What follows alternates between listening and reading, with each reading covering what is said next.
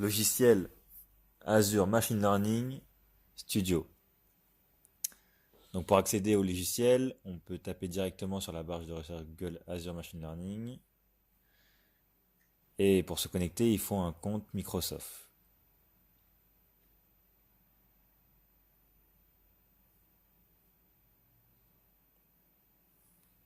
On se connecte.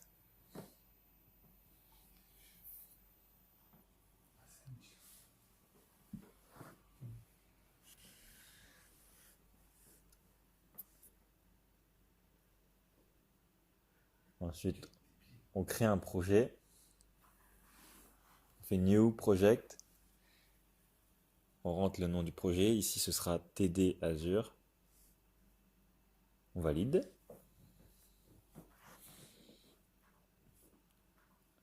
Dans le projet, il faut créer de nouvelles expériences.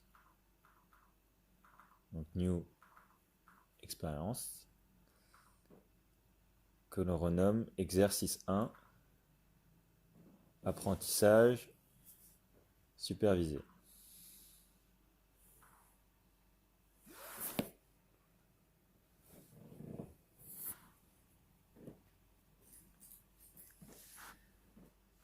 Il nous faut donc des données aussi. On fait New Dataset from Local File. Parcourir, on choisit le nom du fichier. Ici, Adult Census Income. Quand c'est un fichier en TXT, il nous faut saisir le format TSV. Une fois que c'est bon, on valide. On va chercher les données dans Save Dataset, My Dataset.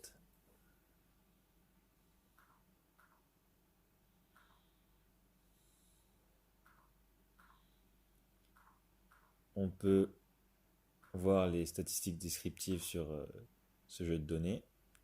Pour cela, on utilise le module Summarize Data. Et si on regarde les données avant, on peut voir l'ensemble des variables et toutes les observations. Donc par exemple la variable âge, son histogramme, sa répartition, la race, donc blanc, noir, asiatique, etc. Le sexe, mâle ou femelle. On peut aussi avoir accès directement aux boîtes à moustaches. Voilà.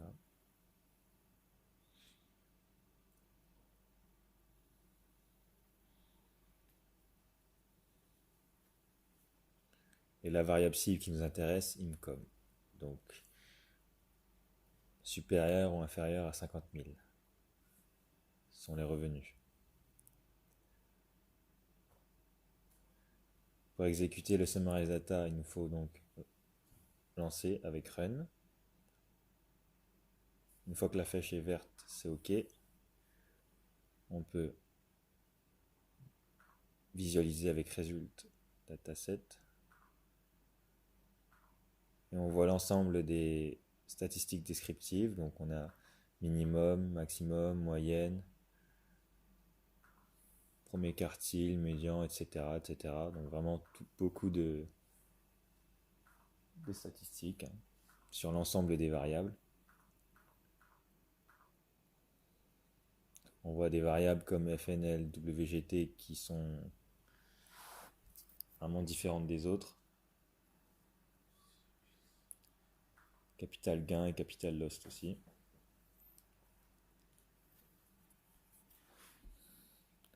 On enregistre pour pouvoir justement ajouter cette expérience dans le projet. Donc rattacher l'expérience au projet.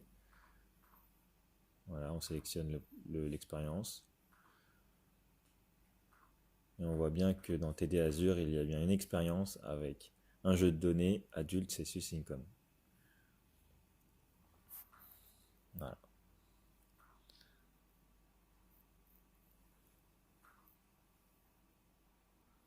Ensuite, on continue le TD. Donc pour repartir, on fait expérience. On choisit ici l'exercice 1.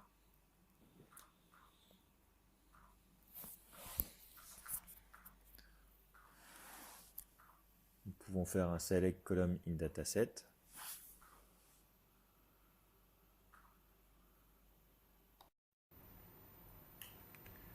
Ce module nous permet donc de sélectionner les variables sur lesquelles nous allons travailler. Donc pour cela, il faut rentrer dans les paramètres de ce complément. Donc launch colon selector dans la partie droite. On va donc sélectionner l'ensemble des variables, sauf la variable fnlwgt, éducation num, capital gain et capital loss. On valide. Ensuite, nous allons séparer les données en un échantillon d'apprentissage. Pour cela, on utilise le composant split data.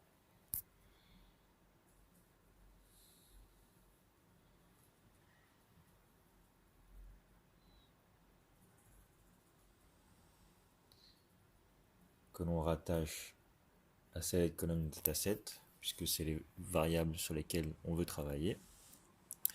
Dans les paramètres, on met 70%.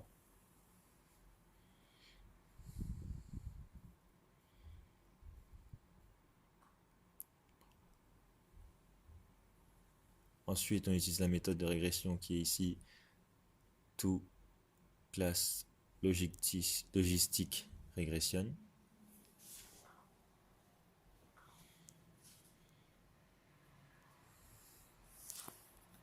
Ensuite, train model.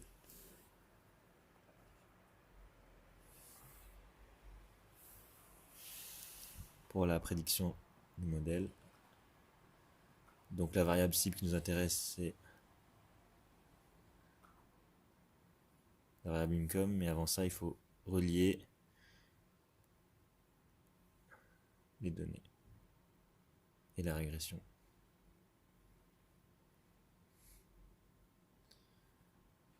Et là, on peut trouver la variable cible.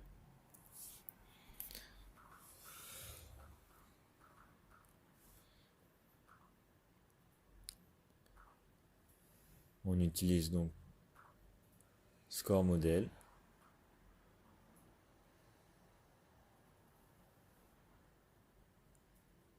pour avoir l'ensemble des scores des individus de la prédiction, avec la prédiction, et evaluate model pour évaluer le modèle qu'on vient de faire.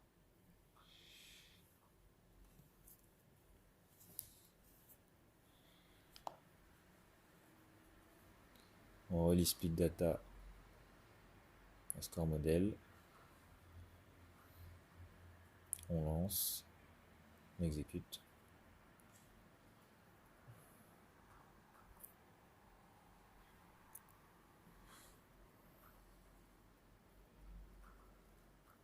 Faut patienter.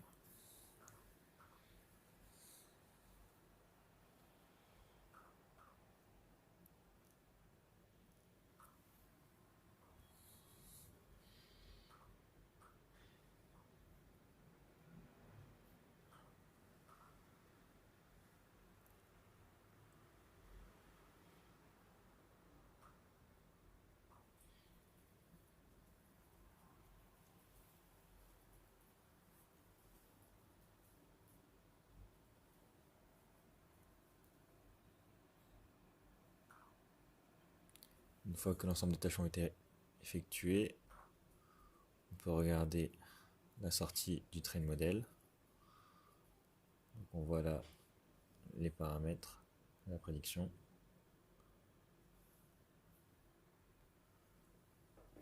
Celle du score model.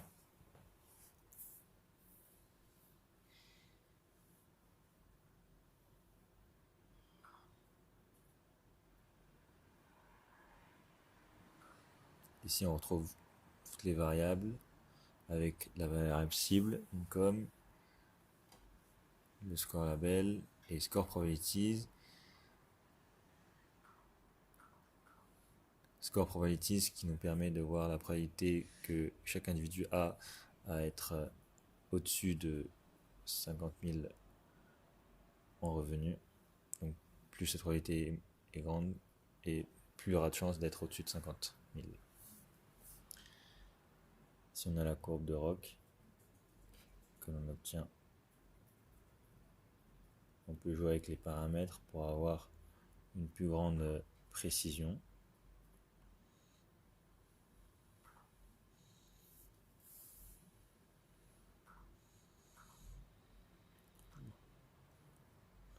Le tableau de vrai négatif, faux négatif, etc. La courbe de lift aussi.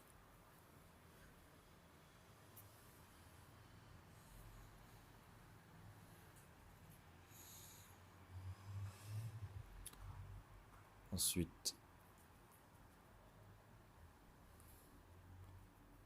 nous pouvons voir une autre méthode avec les arbres de décision. Donc on utilise le complément toClass Decision Forest.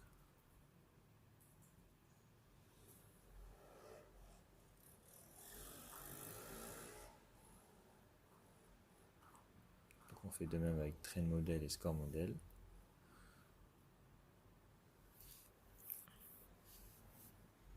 C'est exactement la même chose, sauf que cette fois-ci, c'est la méthode de l'arbre de décision.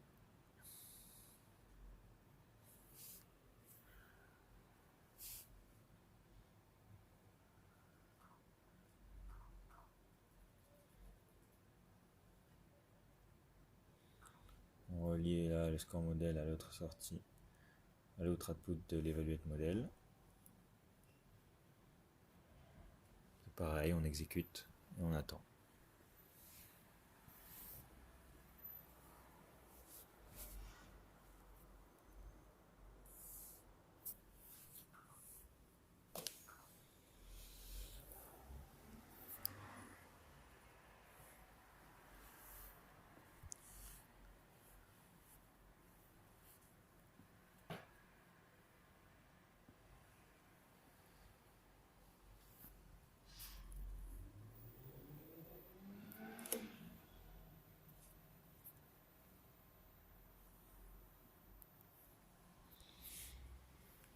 Donc c'est un peu long, mais c'est normal.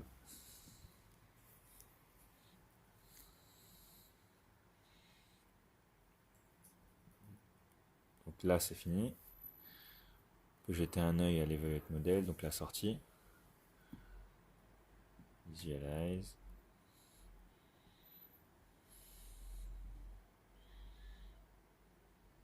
Là, on a bien une comparaison entre les modèles. Pareil pour le tableau, la précision.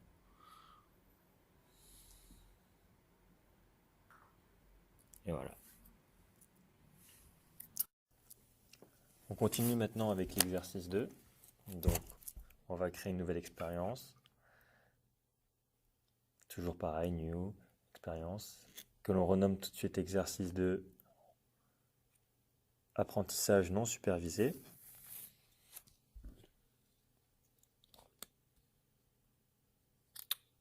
On peut maintenant importer les données. Donc toujours new dataset, from local file, parcourir, on sélectionne le fichier, ici c'est en TXT toujours, et le format toujours de même pour TSV. On valide, on attend que ça charge. Donc ici il nous met un message lorsque c'est OK. OK, as complete. On valide. On va chercher dans Save Dataset, My Dataset le fichier qui nous intéresse. Donc villeuniversitaire.txt. On peut, bon là j'ai pas fait exprès, j'ai supprimé, mais on peut, là je le ramène. On peut visualiser les données. Donc là on a une idée de l'ensemble des données. Donc les différentes variables, ville, culture, environnement, etc. Et les différentes observations classées par ID. Voilà. Peut-être classement. Et une variable un peu plus intéressante peut-être à voir avec, sur le graphique directement, la variable taille, avec les trois modalités, petit, gros et moyen, qu'on peut croiser avec classement, donc ce qui nous donne trois boîtes à moustaches, donc le classement selon la modalité petit, gros ou moyen. Ensuite, on peut effectuer des statistiques descriptives, donc avec Statistical Function Summarize Data. Le module s'appelle Summarize Data. On le relie avec le fichier. On run, on exécute donc. Il faudra bien attendre la fin de l'exécution. Donc une fois que la flèche est verte, c'est OK. Résultat dataset visualize. Et nous avons l'ensemble des statistiques descriptives, donc toujours pareil, la moyenne, le mode, le rang, etc. pour toutes les variables. Ensuite, ce qu'on peut faire ici, c'est le K-means. Donc on va faire le K-means pour le module K-means clustering. Ensuite, le train clustering model, que l'on relie tout de suite avec le K-means et le fichier et les données. On change comme paramètre, dans le K-means, on veut 3 groupes. Et pour les paramètres du train clustering model, on prend l'ensemble des variables, sauf ID, ville et taille. Voilà. On valide.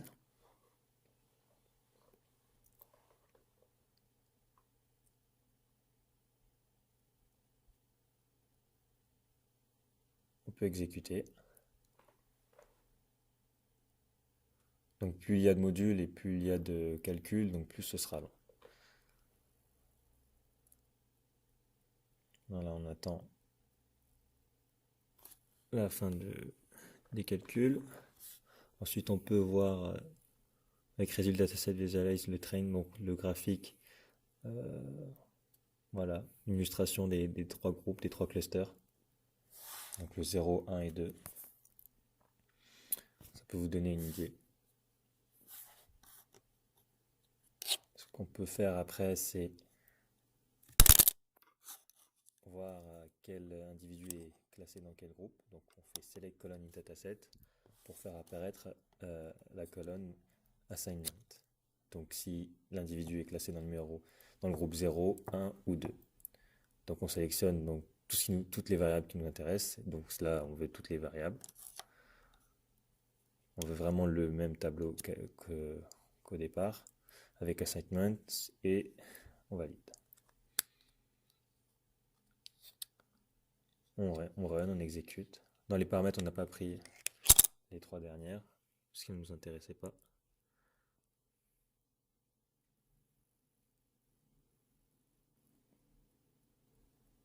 On se met bien sur le module pour visualiser la sortie. Ici, on a bien à la fin la colonne Assignment et qui dit que l'individu est dans le groupe 0, 1 ou 2. On voit bien la répartition dans ce graphique. Il y a beaucoup de 0, moins de 1 et encore un peu moins de 2. Donc à peu près 26 pour les 0, 1 pour la classe 0. On peut les croiser avec la taille par exemple et on voit que les 3 modalités gros, moyen et petit avec la répartition des groupes 0, 1 et 2. Donc le groupe 0 c'est plutôt des petits, le groupe 1 c'est plutôt des gros et les moyens c'est le groupe 2. Plus ou moins, avec plus de données. On peut voir ça. On enregistre. On peut maintenant, on aurait pu le faire au début mais on va le faire maintenant, ajouter l'expérience au projet. Donc on fait expérience add to project, donc on sélectionne l'expérience qui nous intéresse et là on sélectionne le projet qui nous intéresse. Donc, voilà, on peut vérifier aussi que ça a bien fonctionné en allant sur projet. Voilà, ici on a bien 2 datasets et 2 expériences. Ici et ici. Passons à l'exercice 3. Toujours on crée une nouvelle expérience pour l'exercice. Donc on utilise un autre jeu de données qu'on importe. universitaire underscore mv .txt et le format tsv.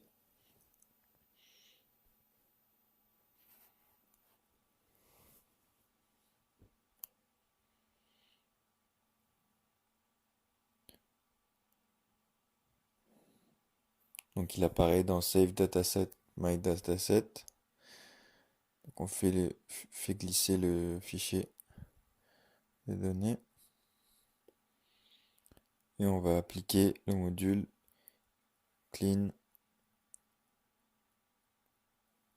Missing Data. Pourquoi? Parce que tout simplement on a des valeurs manquantes dans le jeu de données de base. Donc on exécute. On peut même aller regarder dans le fichier de base. Donc dans le module, enfin dans le jeu de données ville universitaire underscore mv, si on visualise, on voit qu'il y a des valeurs manquantes. Donc c'est vide, il n'y a rien.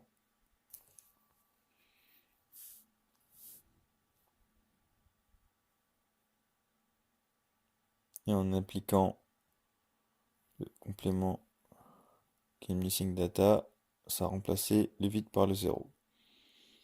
Voilà.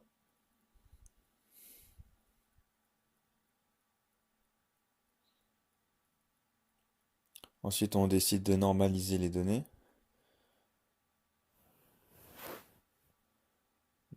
Dans Data Transformation, Scale and Reduce.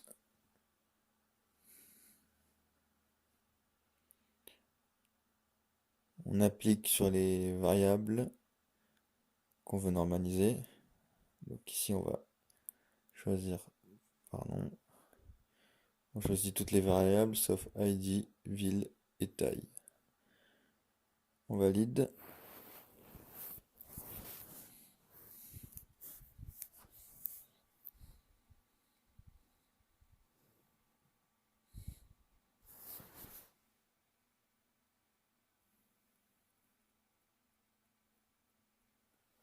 Une fois que c'est fait, on peut maintenant appliquer la CP. Donc ici ce sera Principal Component Analysis.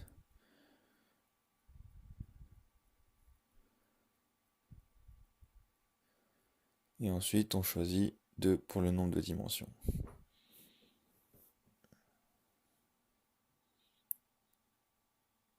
On choisit l'ensemble des variables sauf ID.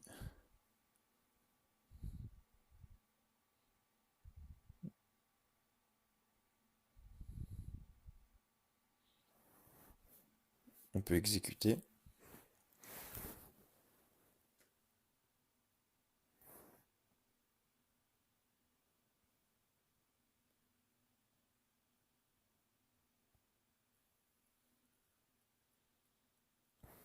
Ici, on regarde la sortie de la CP. On voit bien les coordonnées de chaque individu pour la CP. On peut même s'intéresser au graphique. Croisement des deux variables.